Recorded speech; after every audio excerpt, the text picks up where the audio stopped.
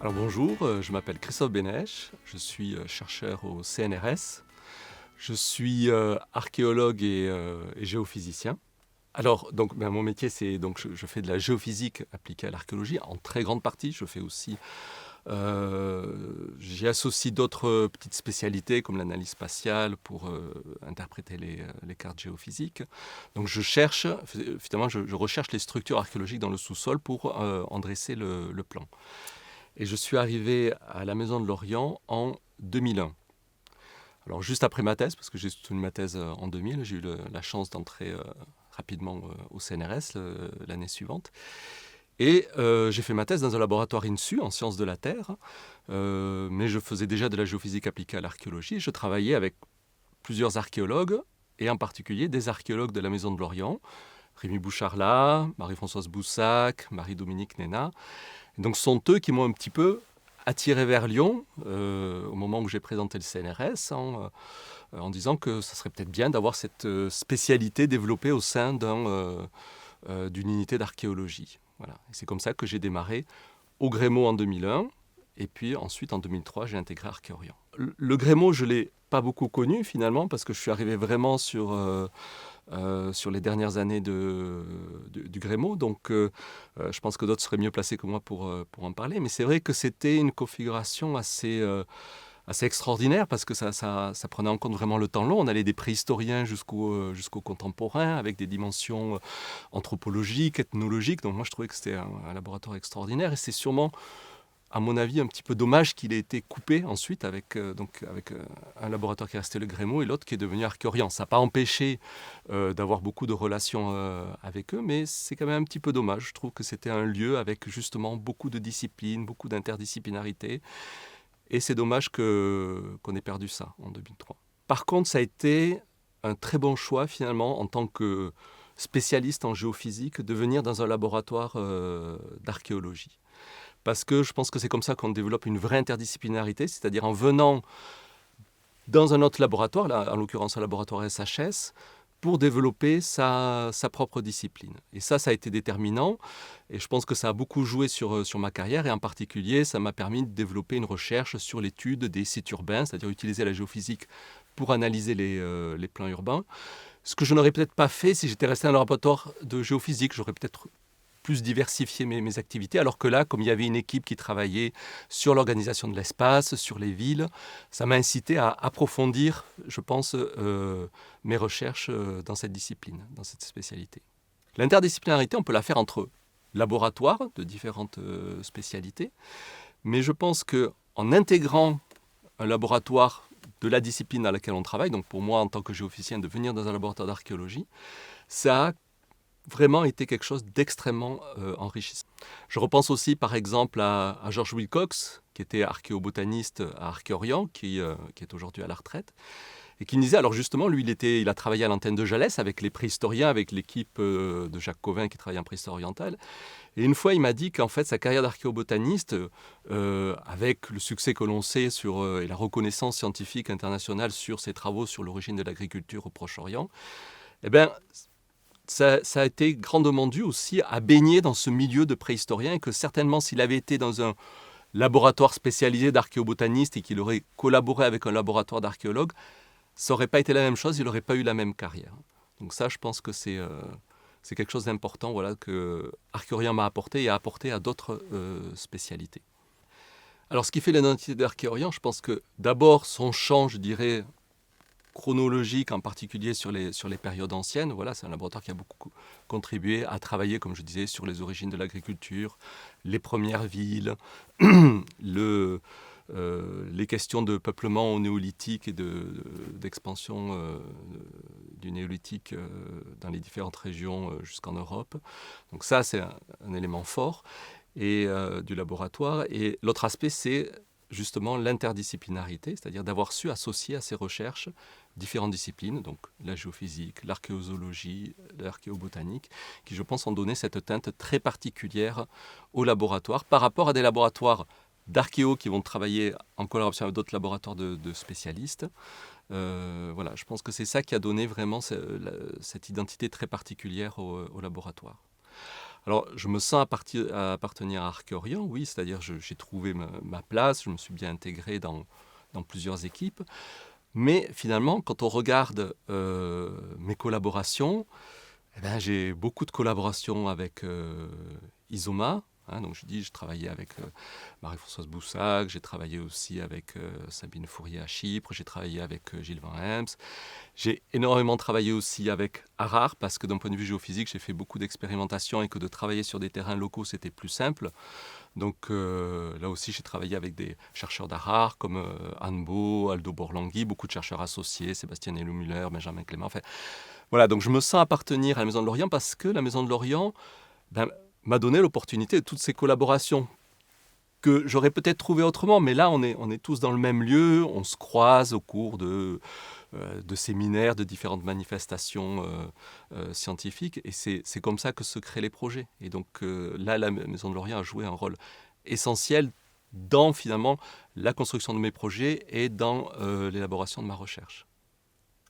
Moi, je trouve que c'est un laboratoire très dynamique et qui a su se renouveler, qui est en constant aussi développement, justement recherche de nouvelles spécialités, de collaboration entre laboratoires.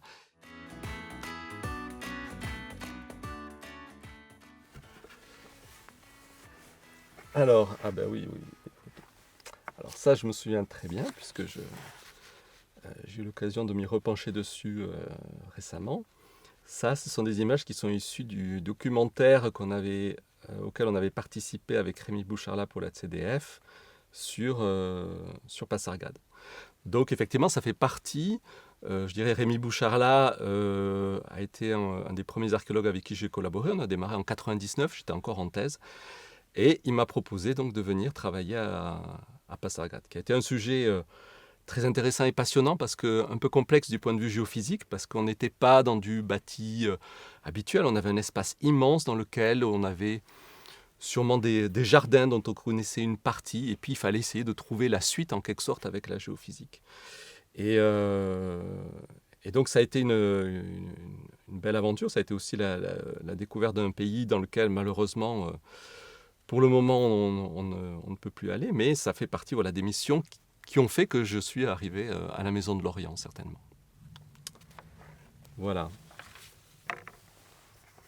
Alors, ah oui.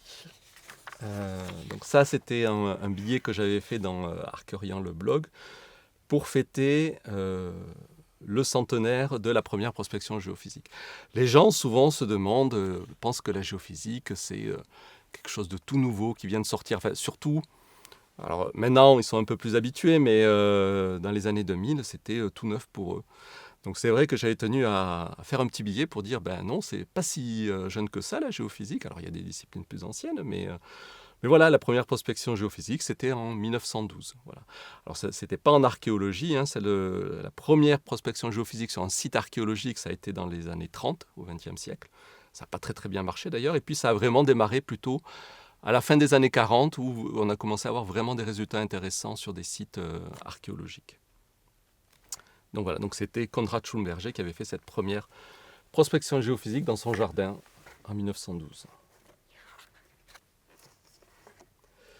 Ah oui, les 30 ans du CNRS à Jalès. Alors à l'antenne de Jalès, qui est donc une antenne d'Archéorient en Ardèche, et qui joue un grand rôle dans notre communauté scientifique. C'est un lieu assez exceptionnel, hein, puisque c'est une commanderie templier du XIIe siècle, et qui nous a permis de développer beaucoup d'activités. Alors c'était les préhistoriens, les spécialistes de préhistoire orientale qui occupaient Jalès dans un premier temps, et puis les activités se sont diversifiées. Il y a eu de l'archéozoologie, de la géomorphologie. Alors moi-même, j'ai fait beaucoup d'expérimentations géophysiques. C'est un lieu très intéressant pour venir tester justement de nouvelles méthodes géophysiques. Encore tout dernièrement, là, ces dernières années, on a travaillé comme ça avec un radar mural pour essayer de détecter dans la maçonnerie des fenêtres bouchées, d'anciennes arches bouchées, etc. Donc pour évaluer un petit peu comment la géophysique pourrait contribuer aux études de bâtis. Et donc, oui, on a fêté les 30 ans, c'était en 2017 ou 2018, je ne me souviens plus très bien. Et ça avait été une belle occasion, voilà, de réunir tous les chercheurs qui travaillaient là-bas. et aussi de présenter nos travaux aux gens qui habitent dans le coin, parce que c'est une antenne qui a de très fortes relations aussi au niveau local, avec des associations locales, avec qui il y a un certain nombre de projets scientifiques en cours aussi.